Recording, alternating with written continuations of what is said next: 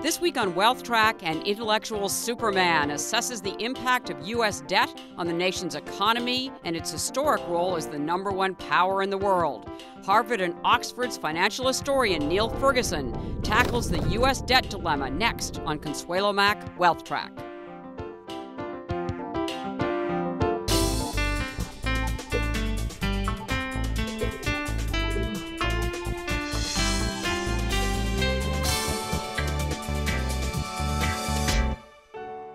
The company you keep is also the company we keep. Together, we help provide a lifetime of guaranteed income and investment solutions. Did you know you can take Wealth Track with you?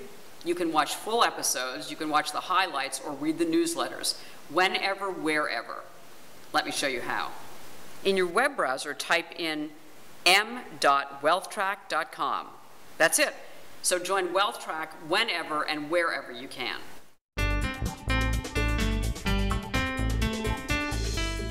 Hello and welcome to this edition of Wealth Track. I'm Consuelo Mack. Earlier this year, we were privileged to sit down with financial thought leader, British historian Neil Ferguson. In March, we broadcast part of the long conversation we had and focused on the seismic shift of economic power from west to east.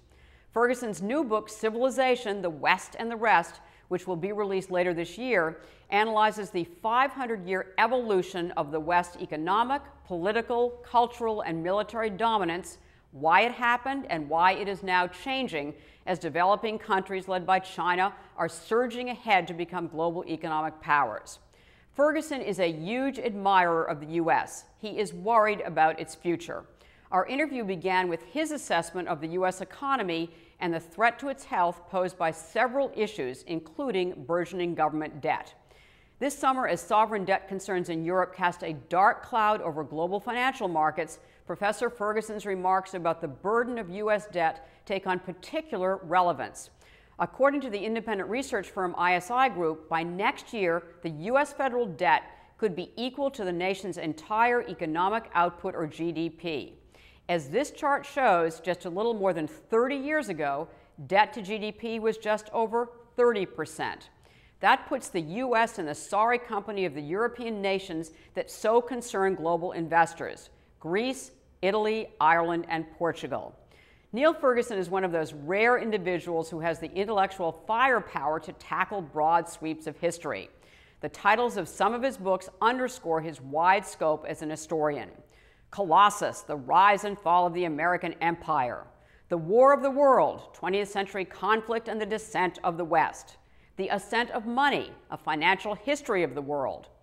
A professor of history at Harvard and also at Harvard Business School, senior research fellow at Oxford, author of numerous articles, columnist for the Financial Times and Newsweek, Ferguson is also a television personality.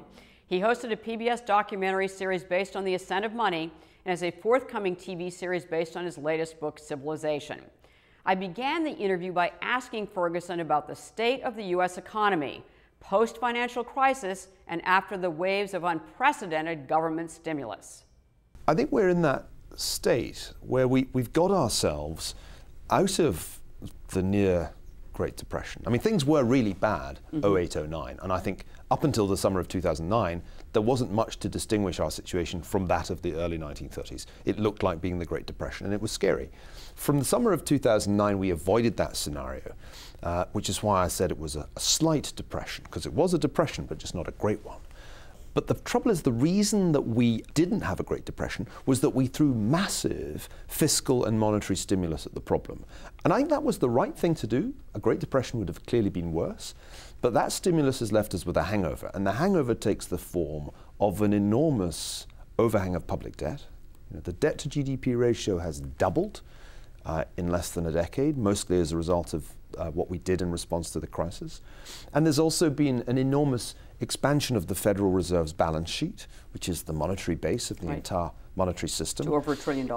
Right. And so you suddenly find yourself nursing a hangover, asking yourself, how do we stabilize this explosion of public debt? I mean, at the moment, the federal government is on track to borrow another $1.something trillion. For the third year running, there will be a deficit of around 10% of gross domestic product, which in the past we'd have associated with a major war, even a world war. And we also have this question, what is the Federal Reserve going to do if quantitative easing Mark II doesn't deliver the promised results? Are we going to see the Fed buying more and more bonds, QE3, QE4? And what is that going to do in terms of inflation? So I would say we can put the depression behind us, but now we're dealing with this strange and almost unprecedented hangover because we've never really been in this situation before. And the risks are really significant. So why are they so significant? In terms of gross domestic product, the share of the federal debt in public hands as a percentage of GDP is on track to be close to 80% and maybe even as high as 100% in less than 10 years if Congress continues to behave as it has in the recent past. Let me give you an example. Just before Christmas 2010, the Congressional Budget Office came out and said, if we are to stabilize the debt-GDP ratio, to stabilize it, just to stop it growing, then either we have to increase all federal taxes by 11% or cut all federal entitlements by more than 12%. Practically the next day, Congress and the White House agreed on another $900 billion of borrowing over 2 years. So there's a huge disconnect between what has to be done, and this isn't just from the Congressional Budget Office. The International Monetary Fund says the same. So does the Organization for Economic Cooperation and Development. I mean, there's a complete array of advice to the US government to do something to stabilize the burgeoning debt. And the politicians continue to do exactly the opposite and continue to run these huge deficits. Now, I think there's a risk there, which is extremely important to understand, because we've seen already in Europe what can happen. We've seen in Europe what can happen, but of course Europe now is cutting spending, correct? Not really withdrawing the easing yet. So why is that so alarming? What is happening in Europe to the U.S.? Yeah. So what happened in some European countries, Greece, Ireland, to some extent Portugal, possibly Spain, was that the financial markets, the bond market, lost faith in the policies of governments. They started to say to one another in the trading floors, these guys have borrowed too much. And that can't end well because they currently have deficits of up to 10% of GDP, even higher in the case of Ireland. They have debt burdens that are either close to or above 100% of GDP. And it looks incredible that they will be able to manage this without some kind of default on their obligations, because they certainly can't inflate away the debt, because they're part of a monetary union with the Germans. So that was the scenario that kicked off the sovereign debt crisis in Europe. What happens in a sovereign debt crisis is that you lose credibility. And whereas yesterday you were able to borrow at 3.5% for 10 years, or maybe 4%, tomorrow you suddenly have to pay 7%. So you have a massive run-up in the borrowing costs. And that creates a kind of death spiral, because with every 100 basis points more of your interest rates, your borrowing costs go up, and therefore you have to borrow more to pay more interest, and down you go. That's essentially what happened to Greece. But Neil, is that a fair comparison? I mean, we're talking about Greece and Ireland versus the United States. I mean, they're almost like on two different planets. Are we really in that much danger of our worldwide credibility, the inability of, or the unwillingness of people to buy our debt? Are we even close to that? Well, obviously, Greece and Ireland are small economies, and they're in the EU. No monetary sovereignty because they're part of a monetary union. So there are clear differences. On the other hand, when you look at, for example, the ratio of public debt to tax revenue, the federal government's position is actually worse than that of any of the so-called pigs, worse than Greece. And that's very interesting, because it means that the United States, although it's much bigger than these small European countries, and although it has monetary sovereignty, it is still on the same planet, and it is still bound by the same economic rules that say at some point there's a ceiling. And we don't know where that ceiling is, but there is a point at which the government is clearly borrowing too much, clearly owes too much, and at that point investors are going to ask for some kind of compensation for the risk. The risk in the case of the United States is not so much default, although there are some states, for example, California or Illinois, which may well default, but the risk from the federal government is that it will inflate, that the Fed's so-called quantitative easing is just a euphemism for printing money, and the more bonds it buys, the more money it issues, and ultimately the bigger the risk of inflation. Already, investors are asking for a higher premium, a risk premium against future inflation than was the case before QE2 was even announced. Right. So here's the key.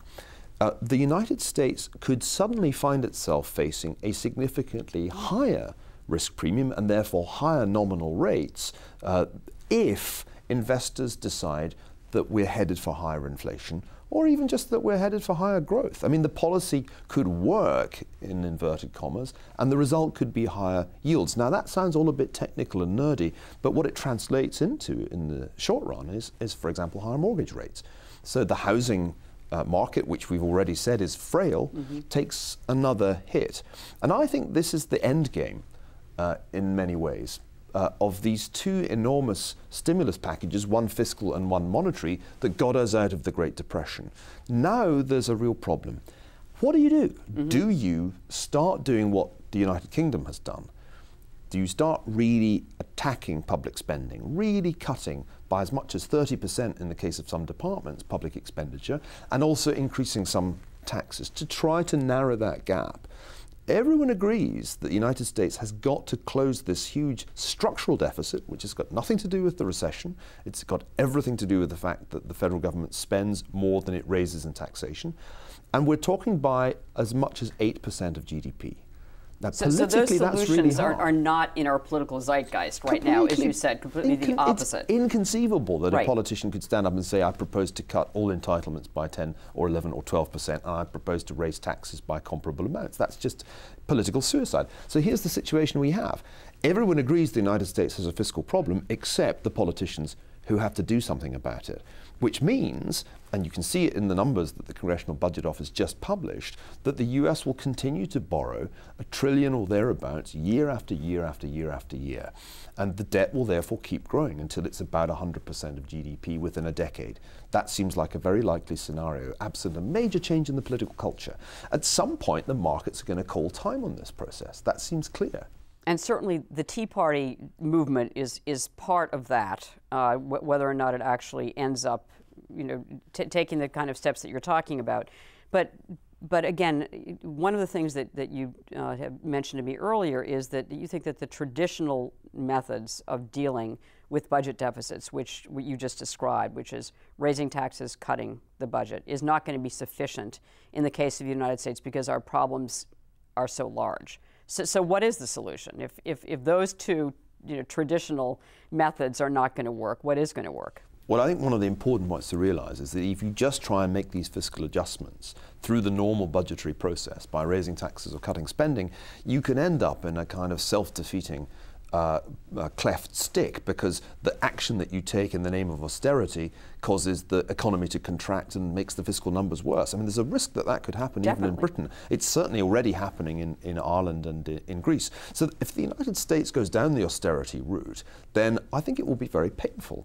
Is there an alternative other than for the inflation genie to be let out of the bottle? I think there is, actually. What's interesting is that it's hardly being discussed. The alternative is to think of the United States, or indeed California or Illinois, rather as one might think of an excessively leveraged company. What do you do when the balance sheet looks this way, that there's too much debt? Well, how about selling some assets? Now, what's interesting is that when you look at the United States, considering we're supposed to love the free market here and be suspicious of big government, this is a country where there's hardly any serious discussion about privatization. Other countries, including even China, have done much more, for example, to privatize their infrastructure, their transport infrastructure. And the United States could easily do this. Indiana did it, for Indiana has done it. Their Chicago has one bridge. And right. That's it. There are a few public-private partnerships, but essentially the entire network of highways, state and interstate, are in public hands. There is a huge proportion of land in the west of this country which is owned by the federal government, which for some reason never got sold off to settlers in the days of the great western frontier. Not to mention considerable numbers of office buildings. And we're not talking here about Yellowstone and Yosemite. We're not talking here about the Capitol and the White House. There are substantial assets on the balance sheets of the states and the federal government that really ought to be getting sold. To whom? Who's a ready buyer? China? Let me tell you my little story from The Good, the Bad and the Ugly, my all-time favorite Western. There's that great scene in The Good, the Bad and the Ugly when Clint Eastwood and Eli Wallach think they found the gold. They know it's in a grave and they've found the cemetery. It's just that the cemetery is a huge Civil War cemetery with thousands of identical graves. And Clint Eastwood, Blondie, looks at his gun and he turns to Tuco, Eli Wallach, and he says, "There are two kinds of people in this world, my friend. There are those with loaded guns and those who dig." That's the world economy today. There are those with loaded guns, by which I mean sovereign wealth funds, countries with large surpluses China, and international Russia, reserves, China, Norway. Russia, Norway, Singapore, and the list's actually quite long, some of the Gulf states, and there are those who dig. In other words, there are those countries that have got themselves into a real debt crisis, a hole. And actually, the simplest way to get out of that hole is not to dig in terms of taxing and cutting spending. The simplest way is to find the treasure and give it to Blondie. And that is really the solution to the problem. We need to see significant sales of assets like highways to sovereign wealth funds, including those in Asia. And I can almost see it in your face, Consuelo, the kind of consternation that this idea arouses in Americans. What? America sell its treasures to the wealthy Asians? Well, the answer is yeah. Got any better ideas? If the alternative is higher taxes or goodbye Social Security or higher inflation, I think this seems like a pretty rational way to go. And frankly, I think if America's infrastructure, which, by the way, compared with the infrastructure I see in China, is really degrade, if it doesn't get significant investment, this country has a problem. The investment is not going to come from government, because government is more or less bankrupt. The most likely place that we're going to get the money to overhaul this country's transport system is, in fact, Asian sovereign wealth funds. So I would say bring it on. We need a new age of privatization. What I find baffling is that nobody in this country where the free market is supposed to be loved with almost religious zeal, nobody's talking about this. Well, now you are, Neil Ferguson. No I want to question. start a debate on Track, this. we're going to start I want to this start campaign. a debate. So, Neil, solutions then. I mean, what is it that the U.S. can do and the West can do? I don't know. Is Europe a hopeless case? I mean, seriously. Well, it's much harder for Europe to sort itself out. The problems are deeper and the institutions are more dysfunctional. For the United States, I think the solutions are pretty clear. One we've already talked about. The United States has to set its fiscal house in order rather than just waiting for a financial crisis, a bond market crisis, to do it, as it were, from outside. That's the worst way of addressing your fiscal problem because it's much, much harder once there's a panic. So I think some reform of public finance with a 10-year time horizon to really get back into equilibrium with asset sales as one of the key steps that we really need to take much more seriously. I mean, privatization needs to be number one on the agenda for a serious discussion about fiscal reform. Which would make government smaller. We need to make government smaller. There's no particular reason why government should be good at running infrastructure. In fact, at this point, it's positively bad at it because it can't invest. And if you can't invest in roads, guess what? They get potholes. So that's part one. I think part two has to do with education. Now, people talk a lot about educational reform, but I'm not sure that they really get what has to happen. Part of the debate, understandably, is about teachers, but I don't really think that is the key. I think the key is the content and the mode of delivery of the stuff that gets taught in schools. And whether you just take history, I think the way history is taught in Western schools, both sides of the Atlantic, is really terrible.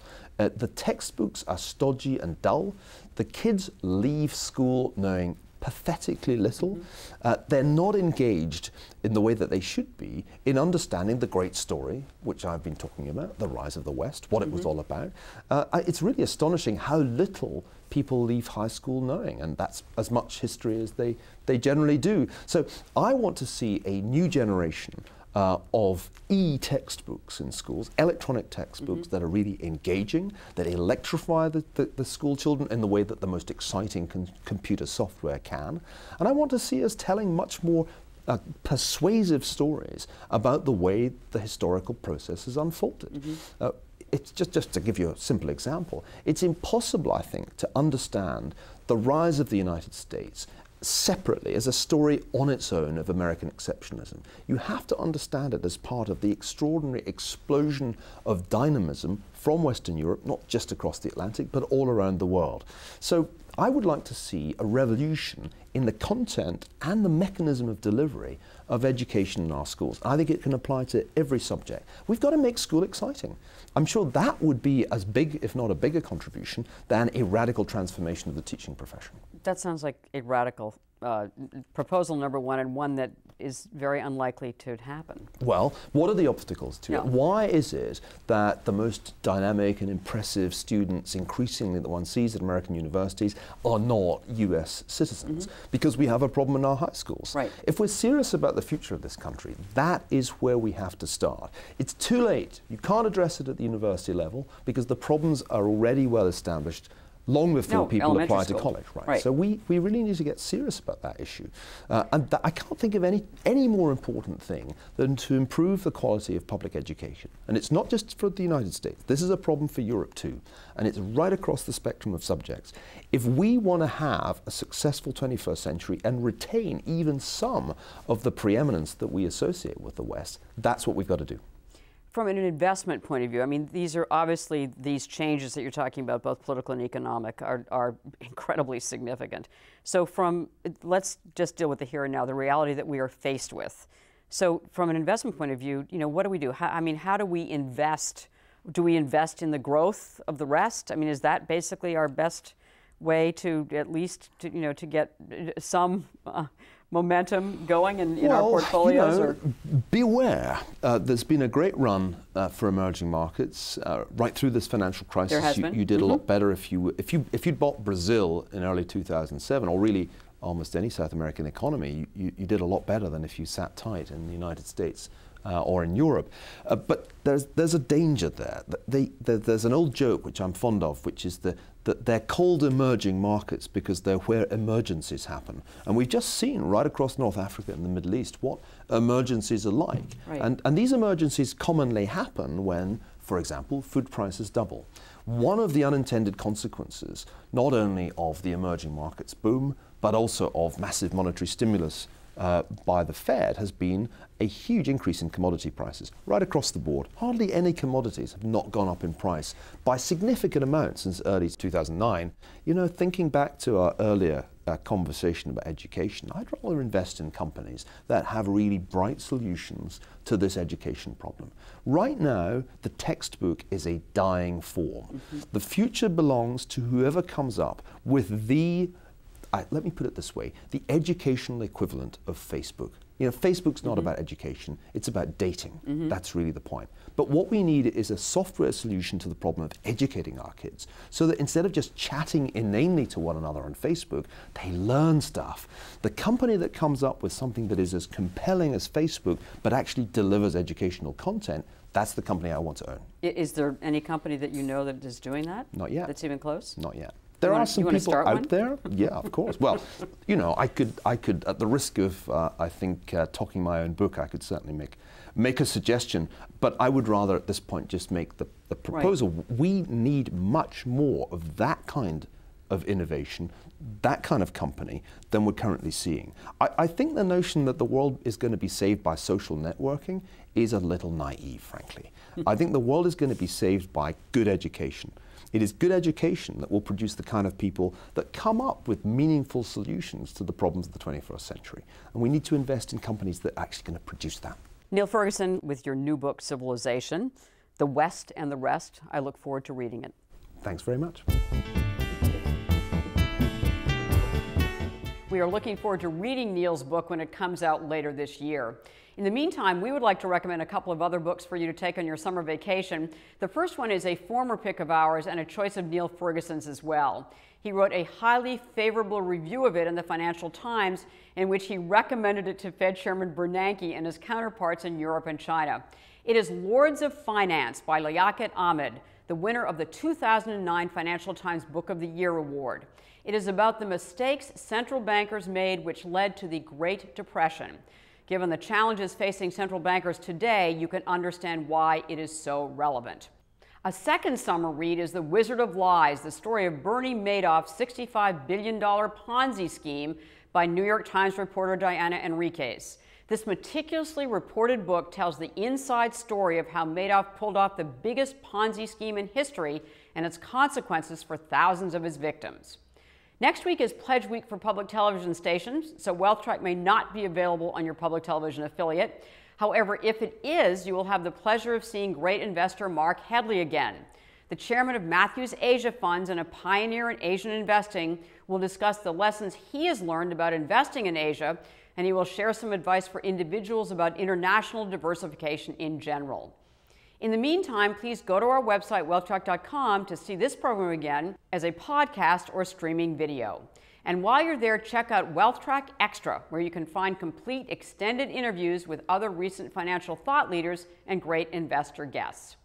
Thank you for taking the time to visit with us. Make the week ahead a profitable and a productive one.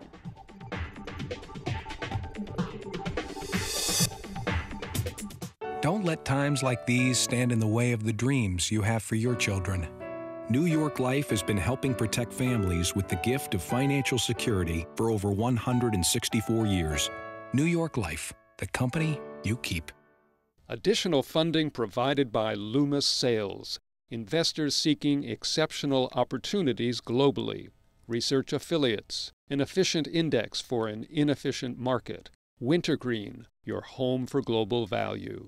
And Rosalind P. Walter.